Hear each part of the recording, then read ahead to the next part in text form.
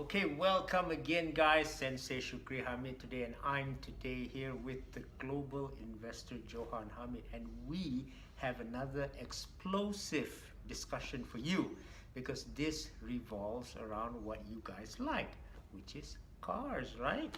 You want to go in the most fancy car despite starting your career. Some of us, want to have a Honda or a Toyota instead of our Proton and Pro Dual. And of course, once we're up the ladder, hey man, we gotta have the BMW. Although it's break my wallet. Sometimes they say it's break my wife, it doesn't matter. Or we want the Merc. And then when you go up higher, you're like, nah, the BM is not good enough. I'm gonna go for a Maserati and a Lambo and all that. And the Aston. And the Aston.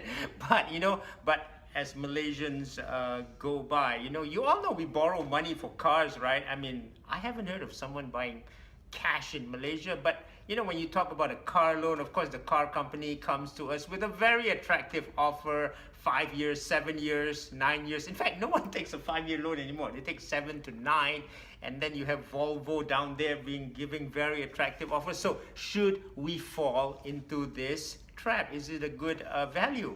And that's why we have the global investor Johan Hamid here to tell us about his secret about car loans, because you Malaysians love cars, you Malaysians love loans. So let's see how Johan would do it. Well, thank you very much, Shukri. We are here in Kuala Lumpur, as you can see. The interesting you say, and it's not only Malaysia, by the way. What I'm going to mention here is so important. Some people know the facts, but they don't just join it. And I'm going to give you a tip that will save you, I would say, thousands of dollars or euro or ringgit or lira, thousands of them.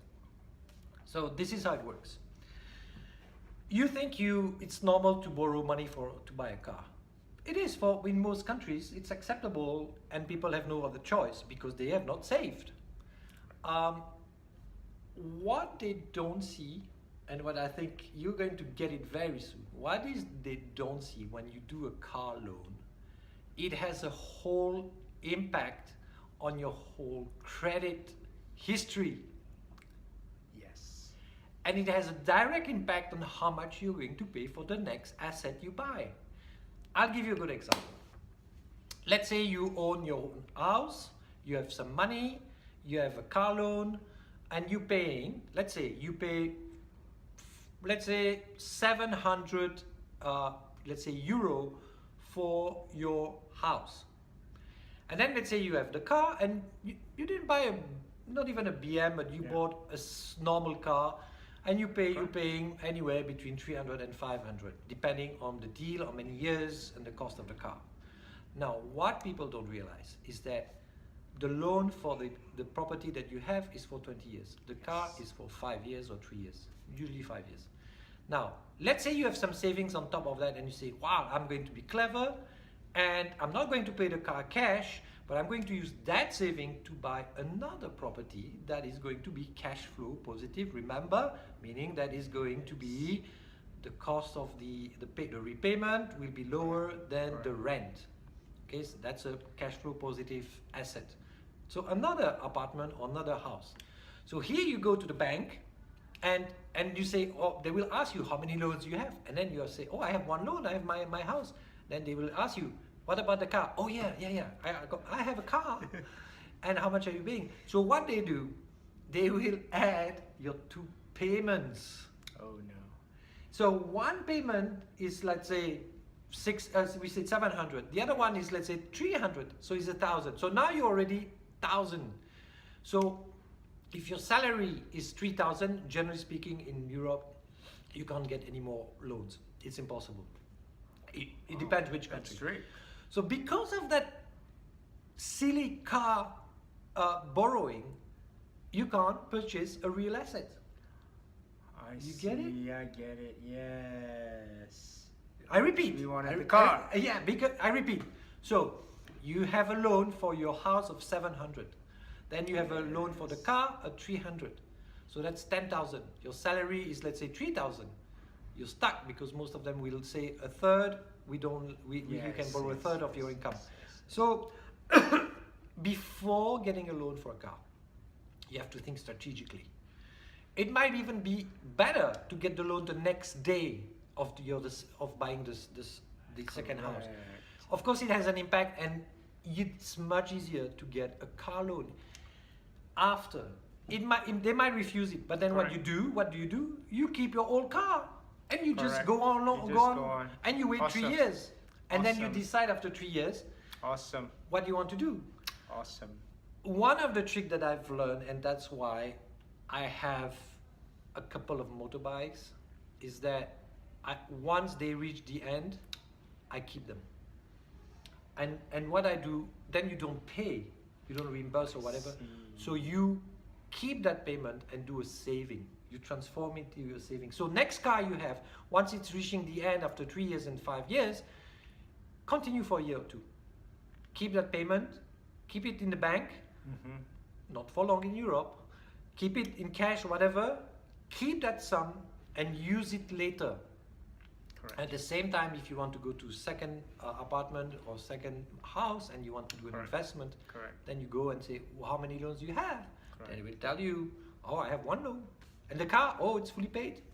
Awesome. Then they like you. Yeah, this is so important advice because you have to think of your future. Now, I'm going to put what Johan said into a real case study, okay? Because there was a time in my life when I was doing quite well in my career. So you know what? I bought a car and I bought a house. And I happened to put in both cars and house a 45,000 ringgit down payment. It was the girl. Okay? So the girl basically persuaded me to buy a BM, but I have nothing against girls because she also made sure I bought a house. Now, a couple of years later, a decade later, actually 10 years later, because I held on to that BM for 10 years, 10 years later, I sold the house at 1 million profit ringgit. Wow, that's how many in the US dollar or euro? 250,000 US dollars. Now, clean profit, okay? Because there was no tax because it was past the 5-year period. I sold that car at about 35,000 ringgit. And that was my adventure. And I'm not blaming the girl because it was still net positive. But I'm just telling you, because it's such a unique case because I put the same down payment at about the same time also.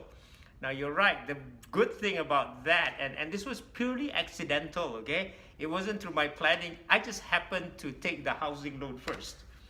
Because she went and found the house first before we decided on the car.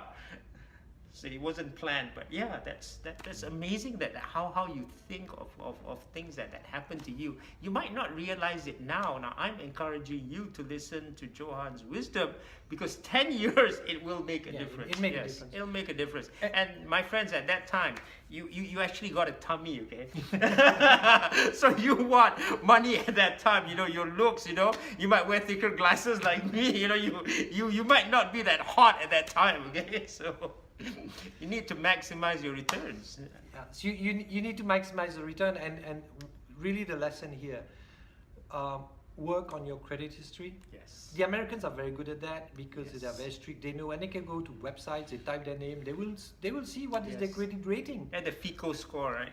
Yeah, so your credit rating will depend on how many loans you have, your credit history, and of course never default on any loan. Never, ever default on any loan, and don't be late on your credit card payments and things like that. Yes. Okay. And our final piece of advice, before you guys want to marry someone, you know that you can get the credit rating through secrets. But we didn't tell you that, man. We didn't tell you this, okay?